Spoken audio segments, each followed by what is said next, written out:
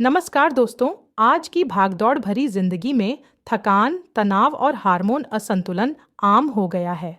लेकिन क्या आप यह जानते हैं कि प्राचीन काल के लोग बिना जिम, बिना दवाइयों के भी स्वस्थ, ऊर्जावान और दीर्घायु कैसे रहते थे? उनके स्वास्थ्य का एक और बड़ा रहस्य आज मैं आपको बताऊंगी। वह था नित्य मालिश यानी अभ्यंग। आयुर्वेद में मालिश को स्नेहन कहा गया है। चरक संहिता में बताया गया है, अभ्यंगम आचरित नित्यम, अर्थात प्रतिदिन शरीर पर तेल लगाना चाहिए। तेल केवल त्वचा को चिकना नहीं करता है, बल्कि धातुओं, नाड़ियों और मन तक पोषण पहुंचाता है। दोस्तों, जैसे किसी भी मशीन को अगर समय समय पर ऑयलिंग और ग्रीसिंग ना की जाए तो उसके पुर्जे आपस में घिसने लगते हैं, आवाज करने लगते हैं और धीरे धीरे मशीन जाम हो जाती है।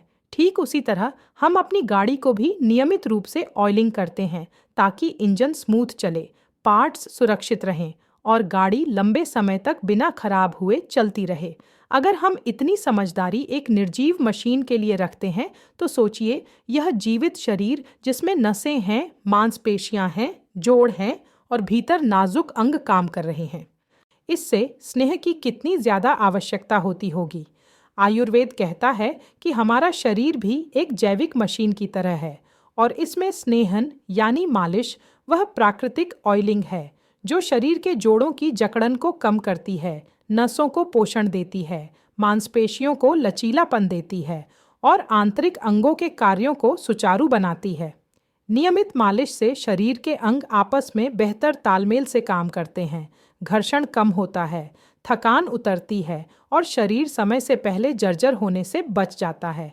जैसे बिना तेल के मशीन ठीक नहीं हो पाती, वैसे ही बिना मालिश स्नेहन से शरीर धीरे धीरे सूखने, थकने और असंतुलित होने लगता है।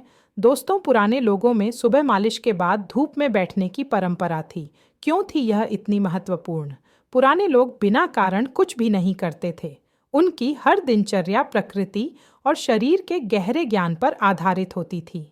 सुबह उठकर तेल से अभ्यंग अभ्यंग दैट इज मालिश करना और उसके बाद हल्की धूप में बैठना, यह केवल आदत नहीं बल्कि शरीर, मन और हार्मोन्स को संतुलित रखने की चिकित्सा थी। आयुर्वेद के अनुसार तेल मालिश से शरीर के सूक्ष्म स्रोत खुलते हैं, त्वचा के रोम छिद्र सक्रिय होते हैं और शरीर विषैले तत्वों को बाहर निकालने के लिए तैयार होता है।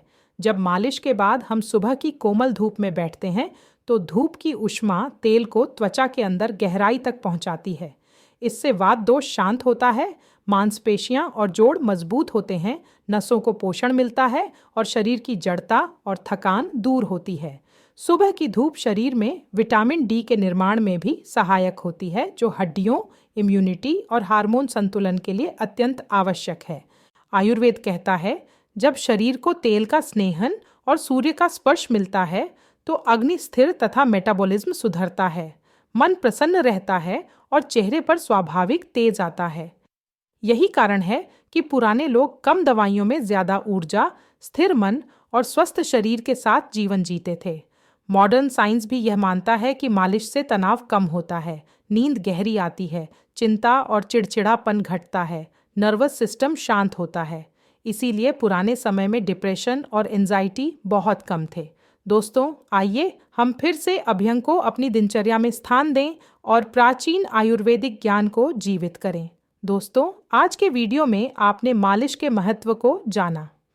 अगले वीडियो में मैं आपको बताऊंगी कि मालिश करने का सही समय क्या होता है, स्वयं मालिश यानी सेल्फ मसाज कैसे की जाती है, क्या टेक्निक्स होती है और किस प्रकृतिवात, पित्त, कफ के लोगों के लिए कौन सा तेल सबसे अधिक लाभकारी होता है। तो अगले वीडियो के लिए जुड़े रहे।